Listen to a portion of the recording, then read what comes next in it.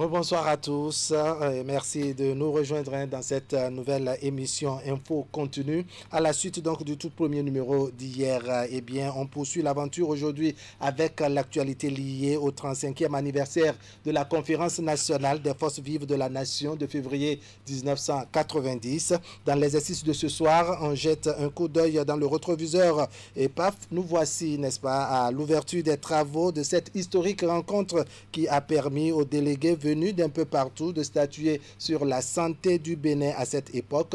On verra le rôle que la presse a joué de façon globale et surtout le traitement qui a été fait de l'information lorsque l'on sait que le patron du régime militaire révolutionnaire, le grand camarade, le général Mathieu Kérékou, n'avait pas dit son dernier mot. En plateau ce soir, nous sommes avec un ancien de la presse, un doyen à la retraite, Célestin Mara, bonjour.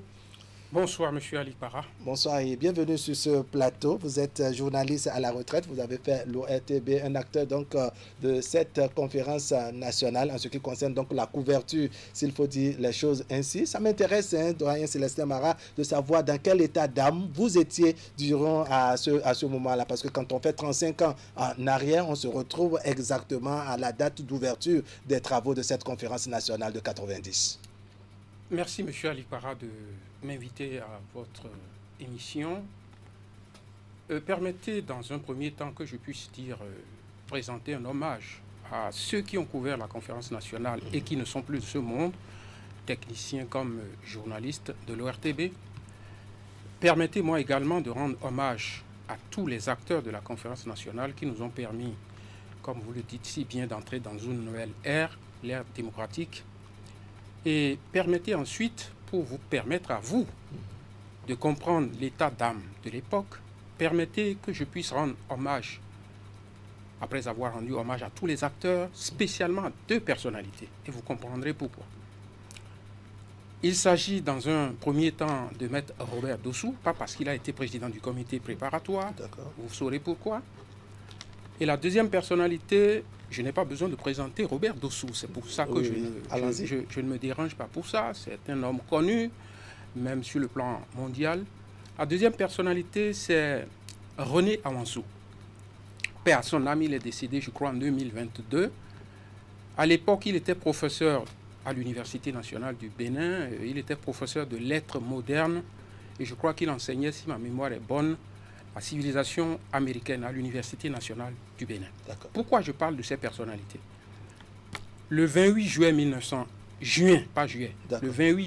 1989, il y a eu élection de l'Assemblée nationale révolutionnaire. Les commissaires au peuple, on les appelait, non pas les honorables députés comme c'est le cas aujourd'hui. Donc, le 28 juin 1989, il y a eu l'élection des commissaires du peuple à l'Assemblée nationale révolutionnaire. C'est ça. Ces députés devraient être installés le 31 juillet. Donc environ, on va dire, quelques semaines. Et avant cela, ces deux personnalités dont je viens de parler et qui avaient été élus commissaires du peuple, c'est-à-dire Maître Robert Dossou, René Awansou, ils avaient été élus commissaires du peuple à l'Assemblée nationale révolutionnaire au titre des enseignants du supérieur de l'Université nationale du Bénin. D'accord. Si vous m'avez suivi. Je vous suis bien. Donc nous sommes le 28 juin. D'accord. Et je vous ai dit, ces députés devraient être installés, c'était la 3e législature de l'époque. Ces députés de l'Assemblée nationale révolutionnaire devraient être installés le 31 juillet. D'accord. Et avant cela, Maître Robert Dossou et Awansou René demandent une audience au président Mathieu Kérékou. Qui leur accorde l'audience. Et l'audience a eu lieu, si ma mémoire est encore bonne, le 28 juillet, pas juin. Juillet cette fois-ci. D'accord. Donc le président les reçoit. Nous, on n'était pas à l'audience, mais la presse les attendait à la sortie de l'audience. Et à la sortie de l'audience, ils font une déclaration qui va rentrer dans l'histoire. C'est pour ça que j'en parle. Robert Dossou dit à la presse à la sortie de cette audience avec le général Mathieu Kérékou, et il est encore vivant, c'est pour ça que je lui rends hommage de son vivant. Il dit à la presse, voilà ce que nous avons dit au président Mathieu Kérékou. On lui a dit que le pays va mal. Évidemment, le président Kérékou le savait. Le pays va mal parce que nous étions dans une crise que vous avez décrite dans l'élément que vous avez passé. Oui. Pas de salaire, pas de banque, les écoles étaient fermées, la faillite totale. Oui. Crise économique généralisée. Diront certains.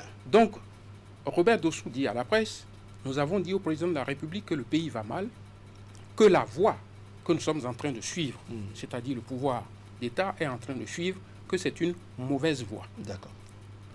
Je ne le cite pas, mais je donne le contenu général de leur déclaration. D'accord. Et l'ORTB, n'est-ce pas, que l'on qualifie de chaîne muselée à l'époque sur le régime militaire de Mathieu Kérékou, a relayé, je dirais, cette déclaration de Maître Robert Dossou. On viendra là-dessus. D'accord. Donc, l'ORTB est à l'audience, la radio est à l'audience, reçoit cette déclaration. Oui. Et je me souviens comme si c'était d'hier, à moins que je me trompe, ma mémoire peut me trahir. Le rédacteur en chef s'appelait Clément Rouenot, adjoint. Oui. Le rédacteur en chef adjoint s'appelait Clément Rouenotin. Le rédacteur en chef devrait être Vincent Dassy. L'histoire me pardonnera si je me suis trompé, mais je crois que c'était ça. Donc, nos chefs décident de diffuser l'information. D'accord. Et le lendemain, c'était comme une bombe, parce qu'à l'époque où on disait prêt pour la révolution, la lutte continue, après avoir présenté le journal comme vous venez de le faire, il fallait dire prêt pour la révolution et la lutte continue, à la fin du journal. Un peu donc, comme l'information qui continue donc sur Canal 3. À cette époque-là, diffuser un élément comme ça, c'était comme une bombe. C'est ça. Et nous nous sommes posé beaucoup de questions. Jusqu'à aujourd'hui, on n'a pas la réponse. Ça veut dire que les auditeurs étaient un peu étonnés, je dirais, tout le ce changement qui intervient de façon métallique à la radio. Tous les auditeurs étaient surpris de cette déclaration. D'accord. Nous, qui étions jeunes, nous n'avions pas, on va dire, le secret. C'est-à-dire que nous nous sommes posés jusqu'à aujourd'hui, d'ailleurs, est-ce que c'était la témérité de nos chefs, ou est-ce qu'il y avait une complicité au niveau de la présidence de la République qui aurait autorisé la diffusion de l'élément pour un dégel de la crise? Est-ce qu'il y a eu de conséquences par la suite? C'est pour ça que je dis on n'a pas encore la réponse. Aucune conséquence. Le lendemain, on avait peur de venir parce qu'on se disait, mais avec ce qu'on a entendu là, on va dire, ben... Est-ce que cette témérité ne pouvait pas vous coûter cher, par exemple? Donc le lendemain, rien. Et je rappelle que notre ministre de tutelle devait s'appeler Ousmane Batokor. Si je ne me trompe pas. Donc le lendemain, rien de spécial. On n'interpelle personne, en tout cas mes chefs ne m'ont pas dit qu'ils ont été interpellés. Et c'est là où nous sommes. La radio continue d'émettre sans souci. La radio continue d'émettre. Donc c'était nouveau dans le contexte. Et pour avancer, donc voilà, le 31 juillet, comme je l'ai dit, cette Assemblée nationale révolutionnaire, 3e législature, est installée. Mais il va y avoir un basculement à la suite. Le 6 et le 7 décembre, le comité central du parti La Révolution populaire du Bénin, le comité permanent de l'Assemblée nationale révolutionnaire, le pouvoir législatif, et le conseil exécutif national, qui était comme le gouvernement d'aujourd'hui, c'est ça le conseil exécutif national, tiennent une session conjointe. Ça vous dit l'implication de la crise et de ce que je viens de vous décrire. Donc tiennent une session conjointe, et c'est cette session conjointe qui va décider qu'il faut convoquer une conférence nationale. Voilà un peu le contexte. Je vous en parle parce que si je dois faire des confidences, pourquoi nous on était étonnés que quelque chose comme ça puisse être diffusé? Moi je vous fais une confidence. En 88 déjà, j'étais stagiaire comme mes collègues Isidore Zinsou et Marcel Thiobo. Et on m'a demandé un soir de présenter ce qu'on appelait soirée actualité. C'était le bulletin, le dernier bulletin de l'information. À 22h15. Ça, on était en 88. J'ai présenté le bulletin d'information. Et à la fin de la présentation, j'ai dit « Merci de m'avoir suivi. À demain ou portez-vous bien. » Quelque chose comme ça. Sans ajouter la formule magique. Merci. La révolution continue. Prêt pour la révolution, la lutte continue. Donc je n'avais pas dit ça. Et le lendemain, j'ai été interpellé par le directeur général, qui se trouvait être un parent à moi, père à son âme, Michel Ouassa, qui m'a demandé, mais attends, tu veux ma peau ou on ne t'apprend pas des choses dans cette rédaction? Tu ne sais pas qu'à la fin de la présentation de l'information, on dit prêt pour la révolution et la lutte continue. Bon, ça s'est arrêté là, je n'ai pas été inquiété outre mesure, mais c'est vous présenter le contexte, dans lequel qui prévalait avant la tenue même de la conférence de 90. On pouvait donc s'étonner que cette déclaration de Maître Robert Dossou et de son confrère Amansou soit diffusée sur la radio nationale. Voilà dans quel contexte donc nous sommes allés à la conférence nationale convoquée. Et on peut se dire, moi je ne dis pas que c'est ça qui essentiellement fait que Maître Robert Dossou a été désigné président du comité national préparatoire de la conférence, mais je dis, il n'y a rien au hasard. Oui, peut-être que cet aspect a milité en sa faveur.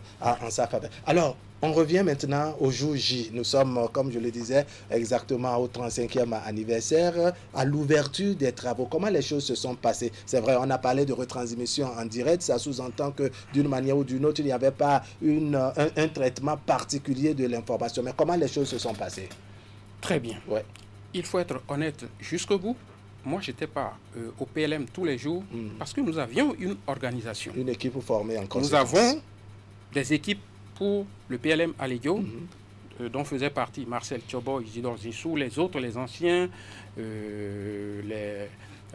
Jean Roilacoué, Francis Ossou, Gérard Migan et ceux que j'ai oubliés.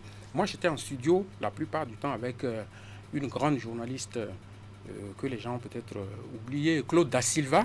On était en studio, donc on était bien organisé. Il fallait les gens en studio parce que les travaux se déroulant, on va dire, en direct, et je vous dirai, parce que les gens disent, félicitations à la presse, on a eu une motion de félicitations, ce qui est une très bonne chose, mais ce que les jeunes ne savent pas, c'est pas la presse qui a décidé de la couverture intégrale de la conférence nationale. Ce sont les participants de cette conférence. Donc c'était en quelque sorte une recommandation. C'est pas une recommandation, c'est une décision. C'est ça. Je vais vous dire pourquoi. Les deux principales décisions au début de la conférence nationale, c'est cette décision que la conférence nationale, les travaux de la conférence nationale doivent être couverts intégralement. C'est une décision. Couverture intégrale. Deuxième décision, et ça je crois que c'était le 25 février, certainement si ma mémoire ne me trompe pas, c'était la déclaration de souveraineté. La force exécutoire des décisions qui seront prises. Voilà. Donc ce n'est pas la presse qui a dit, voilà, nous sommes très sympathiques, on va couvrir. D'ailleurs, on n'avait pas les moyens. Il fallait déployer de grosses caméras qui pesaient 15 kilos, les VTR qui pesaient plus que ça, les Nagra avec les bandes magnétiques, traîner beaucoup de câbles au PLM Alédio pour installer les micros à la tribune du présidium de la conférence et avoir des micros baladeurs dans la salle. Voilà comment on était organisé et je pense que l'ouverture s'est déroulée sans anicroche parce que nos techniciens, et souvent on oublie de féliciter les techniciens, nos techniciens étaient plus travailleurs que nous. Parce que comme je vous l'ai dit, nous ne faisions pas d'improvisation en tant que telle. La radio a un seul ennemi, c'est le silence. C'est ça.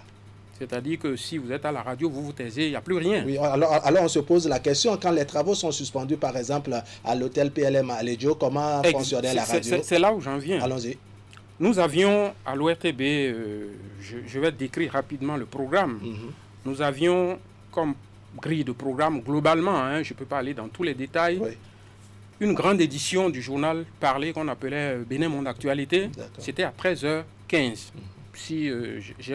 Si mes souvenirs sont bons, nous avions une grande édition, une deuxième grande édition à 20h30.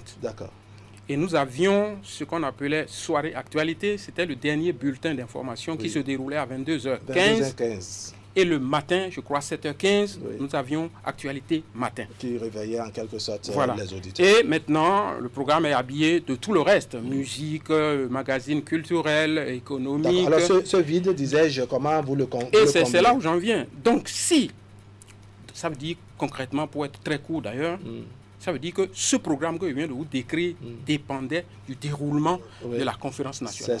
Si les travaux s'ouvrent à 8h, s'il y avait un programme à 8h, ce programme ne tient plus. Mais ça veut dire que le bulletin de 7h15 peut avoir lieu sans problème, puisque la veille, on va préparer les papiers, qu'est-ce qu'il faut mettre dans le 7h15, rappeler les travaux de la conférence la veille, donner l'actualité africaine, internationale. Est-ce qu'à ce niveau toujours, ça m'intéresse de le savoir, si par exemple il y a interruption des travaux et que vous avez l'occasion donc de présenter soit un bulletin ou bien la grande édition, est-ce qu'à la fin toujours vous faites la conclusion avec la formule de prêt pour la révolution, la lutte continue? Mais on était encore à la veille de la conférence nationale. Oui. Les conférenciers n'utilisaient pas cette formule. Oui, mais vous, à au niveau du journal... Est-ce que vous, à l'antenne, au niveau donc du journal, est-ce que vous utilisez la formule à la fin, même au cours des 10 jours des travaux de la conférence? Je ne peux pas être affirmatif, mais pour être véritablement honnête sur le plan institutionnel, puisque nous n'avions pas fini les travaux de la conférence nationale et qu'il n'y avait pas une décision qui nous disait à partir de ce jour, cette formule est interdite, je pense qu'elle continuait à être d'actualité. Mais avec un bémol quand même, puisque avant que la conférence nationale ne se tienne, il y a eu beaucoup de décisions qui ont été prises et qui ont décrispé l'atmosphère politique. Peut-être qu'on ne l'utilisait plus. Je ne veux pas dire des bêtises. Donc je ne veux pas être formel. Avant la conférence nationale, il y a eu beaucoup de décisions, des décisions d'amnistie des hommes politiques pour permettre aux exilés de retourner au pays. Donc il y a eu un dégel. Est-ce que le dégel a permis d'oublier cette formule? Je ne veux pas être affirmatif à 100%. Alors, mais institutionnellement, il n'était pas encore retiré. D'accord. On va souffler un peu, Célestin Marat, n'est-ce pas, suivre la revue de presse et on revient poursuivre rapidement.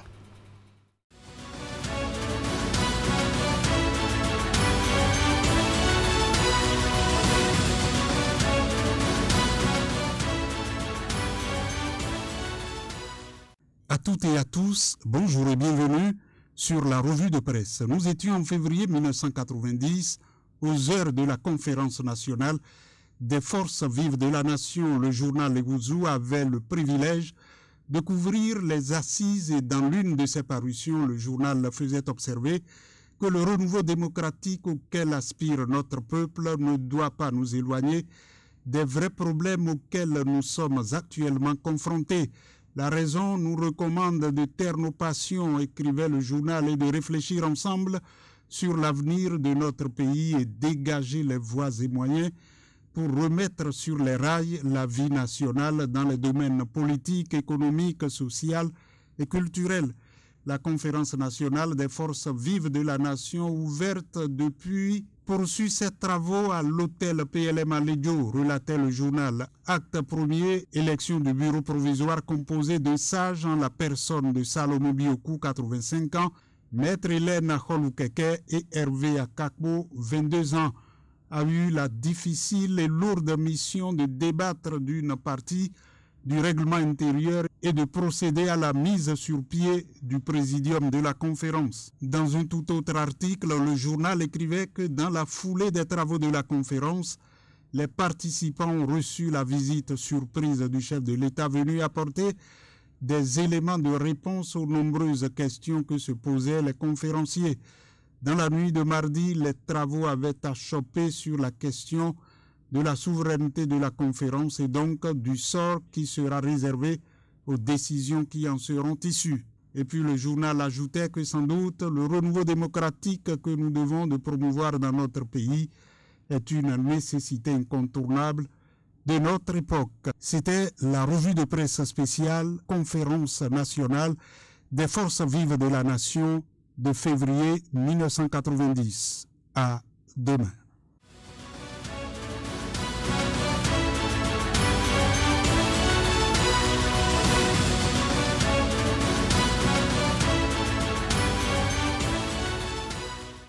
Allez, retour en plateau pour poursuivre nos échanges sur ces grands moments liés à la conférence nationale de février 1990. C'était un Marat, n'est-ce pas? Je voudrais qu'on se prononce un peu sur, je dirais, l'ambiance qui a régné à cette conférence nationale. On sait que les délégués, de façon globale, venaient d'un peu partout. Vous avez 2 mots à dire sur, je dirais, le profil de ces délégués et surtout l'ambiance qui a régné à l'hôtel PLM à Lédio durant ces travaux. Merci infiniment, vous le dites si bien. Les délégués de la conférence nationale venaient de toutes les couches socio-professionnelles, confessionnelles, diaspora, tous les secteurs et tous les partis, on va dire, politiques. Si je ne me trompe pas, l'exception à l'exception, et je veux bien ne pas me tromper parce que nous parlons de l'histoire, et si je me trompe, l'histoire me pardonnera, à l'exception du Parti communiste du Bénin D'accord, le PCB. Le PCB. Donc, toutes les autres tendances politiques, administratives, confessionnelles étaient représentées. Et vous parlez de l'ambiance. Les travaux ont commencé avec le discours d'abord du président du comité national préparatoire, Robert Dossou, qui a remercié le président, les participants et qui a dit voilà, vos invités sont là. Kérékou a fait un très long discours pour rappeler le contexte et fixer un peu le cadre des travaux. Et je retiens dans ce discours où il fixe le cadre, ce qu'il a dit, ce qui m'a paru essentiel, c'était l'élaboration de ce qu'il appelait l'élaboration de la charte d'union nationale, qui allait servir de base pour... C'est une forme de bréviaire. De bréviaire pour l'élaboration du projet de constitution. Donc je retiens ça. En termes d'ambiance, il y a eu des temps de détente, quelquefois, avec la dextérité de Monseigneur Isidore de Souza, le président de la conférence nationale. Tout à l'heure, on a parlé du bureau d'âge présidé par Salomon Biokou, mais le présidium de la conférence par Monseigneur de Souza, qui de temps en temps détendait l'atmosphère. Il y a eu aussi des moments de sueur de froid. Il faut dire la vérité.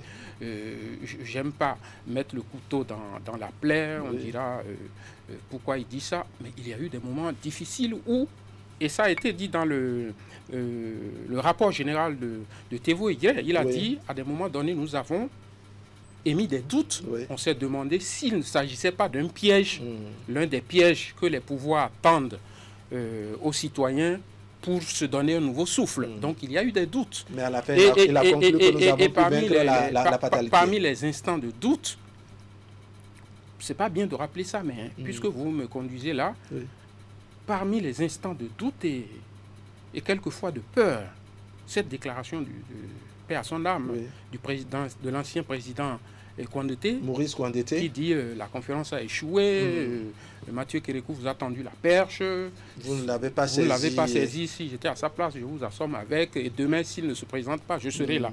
Il l'a dit au PLM à Lédio, et il est venu le dire dans notre studio. J'étais avec Claude Da Silva, qui est encore vivante.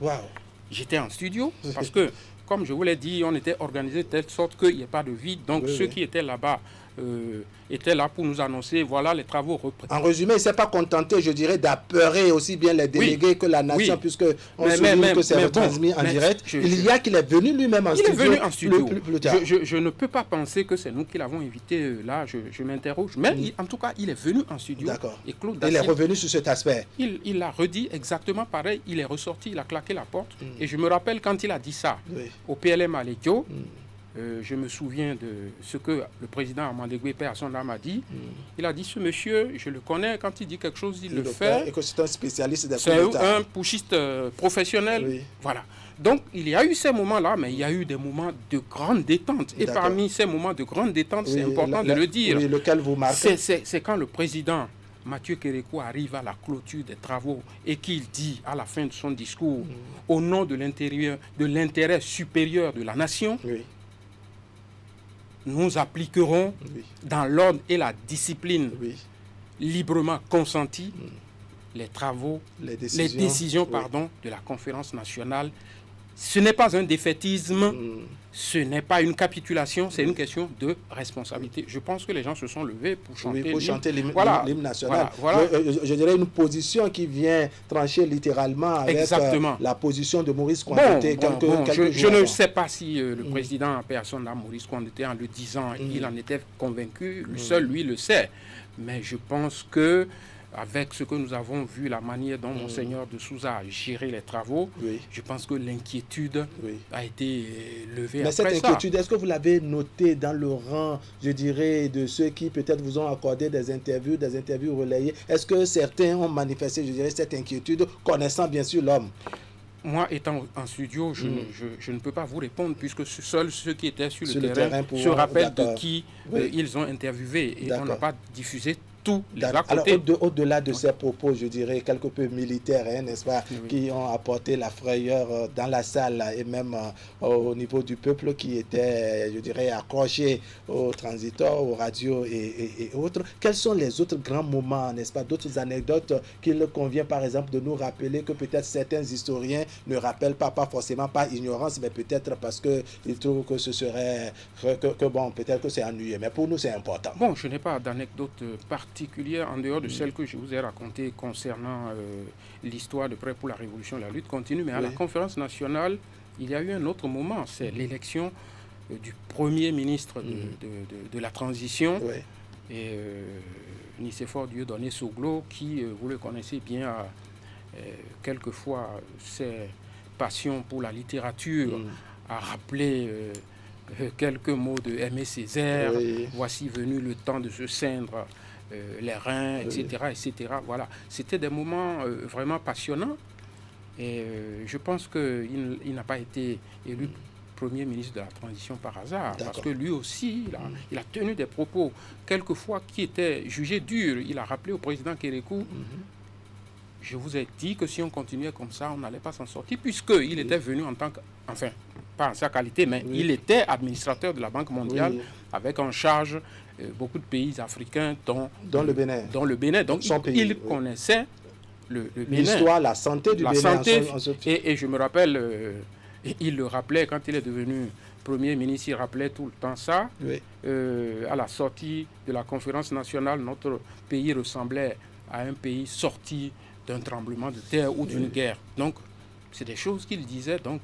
D'accord. Alors, on va sortir un peu de cette conférence. On a eu ces moments durs et autres. Quand les choses ont commencé par évoluer, est-ce qu'au niveau de la rédaction, par exemple, un autre travail a été fait pour se dire, mais quand même, ce changement-là, comment nous le gérons? Parce qu'on rappelle, on est dans un contexte où le régime de Mathieu Kérékou, n'est-ce pas, limitait aussi bien la nature des éléments à diffuser, mais vous sentez désormais cette liberté de transmettre des informations, de les livrer comme ça. Est-ce qu'il y a eu un autre travail circonstanciel qui a été fait au niveau de la rédaction? Merci beaucoup de me rappeler ça.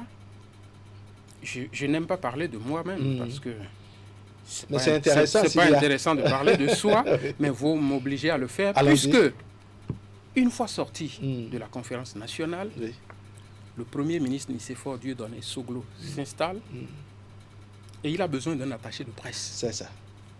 Il se trouve que je ne peux pas vous expliquer comment ça s'est passé. Seuls les dieux peuvent l'expliquer. C'est moi qui suis choisi pour être son attaché de presse. C'est ça. Et à partir de ce moment, je ne suis plus, parce que c'est presque incompatible, je ne suis plus à temps plein au sein de la rédaction du journal parlé. Je suis plus à la présidence d'abord, à la primature, puisqu'il était d'abord Premier ministre, avant de devenir plus tard président de la République. Donc il est élu Premier ministre, il a besoin d'un attaché de presse, et c'est moi qui l'ai choisi pour être attaché de presse du Premier ministre d'abord.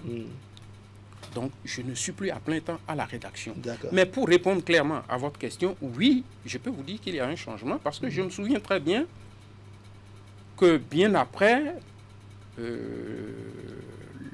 l'époque de Clément Ruinontin, mon confrère Marcel Tchobor est devenu rédacteur en chef, si je ne m'abuse, et moi attaché de presse en ce moment du président de la République. Mes papiers étaient quelquefois réduits. C'est-à-dire que je n'avais pas la latitude de parler pendant des heures des activités du président de la République. Il faut vraiment donc ça vous dit qu'au niveau de la rédaction, oui, il y avait un vent de démocratie, de liberté, qui tranchait avec ce qui se passait, parce que je ne vous ai peut-être pas dit. Quand je vous ai dit en 88, je n'ai pas dit prêt pour la révolution, la lutte continue à la fin du journal, et on m'a tiré les oreilles. Mais il y a des journalistes qui vous diront pire. C'est ça. Parce qu'avant, quand le président Kérékou voyageait, André-Marie Johnson est encore vivant, il vous le dira. C'est le DG, quelquefois, qui vous écrivait la question à poser à notre grand camarade de lutte. Et vous aviez la réponse à l'avance.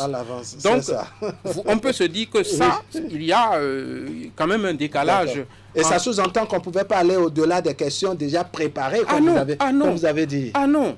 François Gossou, s'il est Oui. encore vivant, nous a raconté une histoire. Oui. François Gossou, il était de la rédaction du journal Parler. On l'a envoyé suivre le grand camarade de lutte, le président Mathieu Kérékou, qui devrait visiter, je pense, le centre de promotion de l'artisanat. Et on lui a dit, tu ne poses qu'une seule question. Oui. Et je pense que la question avait été écrite. Il a osé en poser deux. Oui. La suite n'était pas intéressante. Je crois qu'il a été convoqué par la hiérarchie jusqu'au ministère. Waouh. Voilà. Wow. Alors, et dans ce contexte-là, pour ce que vous avez mais je ne suis pas ici. Oui, attendez que je sois précis. Je ne suis pas ici. Vous ne m'avez pas invité. Oui. Pour faire le procès d'un système. Ce n'est pas un procès, on possède juste les archives voilà. pour voir les réalités. Je ne voudrais pas que les téléspectateurs qui nous regardent aient le sentiment que voilà... Non, soyez rassurés, ce n'est pas un procès. Ce n'est pas une tribune pour faire le procès de quelque régime que ce soit. Système, parce que tous les systèmes, même quand ils sont démocratiques, ont leur tard. Ouais. Donc je ne fais pas le procès du PRPB, mais je vous décris le contexte. Et ce n'était pas propre au Bénin. D'accord. Ça se faisait un peu partout. Attendez, la Guinée de Sékou Touré, c'était pareil. Le Zaïre de Mobutu, c'était pareil. Un peu le Togo de Yassine Bey, le Cuba de Castro, c'était pareil. Vous ne pouviez pas faire. Donc, alors, très rapidement, c'est-à-dire quand on a fini, n'est-ce pas, les travaux et autres, et que Nicéphore Dieudonné Soglo est désigné, je dirais, comme Premier ministre et autres, est-ce que dans l'évolution, les premières heures, là, en même temps, on continuait d'entendre à la fin des éditions, prêt pour la révolution, on appuyait sur stop, c'est fini ça? C'était fini, non. C'était officiellement fini, puisque on avait dissous, à la fin de la conférence nationale, on avait dissous l'Assemblée nationale révolutionnaire, on avait dissous le Conseil exécutif national. On ne pouvait pas continuer. Alors on dit chasser le naturel et il revient au galop. Est-ce qu'à un moment donné, il n'y en a pas ceux chez qui, n'est-ce pas, la phrase les a échappés et qu'en plein direct, par exemple, il lâchait le morceau? Non, pourquoi non? Parce que je vous ai parlé de notre cas. Il y avait déjà la nouvelle génération qui était aux affaires comme nous autres. Nos anciens étaient déjà, pour certains, nommés à des postes de responsabilité. Donc nous, fiers de ce qui vient de se produire au PLM à Lédio, n'allions pas nous compromettre en reculant. Donc je pense qu'on avait mis un trait sur ce genre de choses et les rédactions fonctionnaient plus ou moins normalement. Conférence de rédaction régulière, décision du menu du journal, une vue générale sur ce qui va être diffusé. Alors que, pour revenir en arrière, du temps du PRPB, nous avions une phrase. Peut-être que le temps ne nous permet pas de le dire, mais je vais le dire. Parce que le temps est passé, ce sera en quelque sorte votre conclusion. Merci. Donc, il y avait une phrase, on appelait ça amorce, début et fin. D'accord. Les discours, les déclarations, il fallait mettre la bande au début et jusqu'à la fin. Si ça ne finit pas, on n'arrête pas. C'est ça. Donc, il n'y avait pas à couper les bandes. Au milieu. Maintenant, je vais finir peut-être, je ne sais pas si vous avez autre chose. Non, allons-y, ce sera votre conclusion. Merci. Ma conclusion, premièrement, je ne vais pas être long, c'est de féliciter la nouvelle haute autorité de l'audiovisuel et de la communication, parce que pendant que j'attendais dans votre salle, j'ai vu qu'il y a des travaux des instances africaines de régulation des médias, et je m'en suis félicité. Je félicite la haute autorité de l'audiovisuel et de la communication qui commence par prendre des décisions, par exemple pour réguler certains médias qui n'étaient pas en règle. Mais il reste beaucoup de choses à faire. On parlait tout à l'heure des médias en ligne, de l'intelligence artificielle qui est une bombe pour moi en termes médiatiques, parce que ce que je dis là maintenant, on peut prendre mon image, la transformer et me faire dire ce que je n'ai pas dit ici. Il faut que la HAC veille à nous aider. Oui, et renforce la régulation qu'il faut. Exactement. Célestin Mara, merci beaucoup. Merci d'être venu sur le plateau de Info Continue. Mesdames et messieurs, ce serait tout pour ce soir. Merci de nous avoir suivi. L'information continue sur Canal 3 Bénin. On se retrouve demain pour partager le reste de l'actualité. Allez, portez-vous bien. Merci.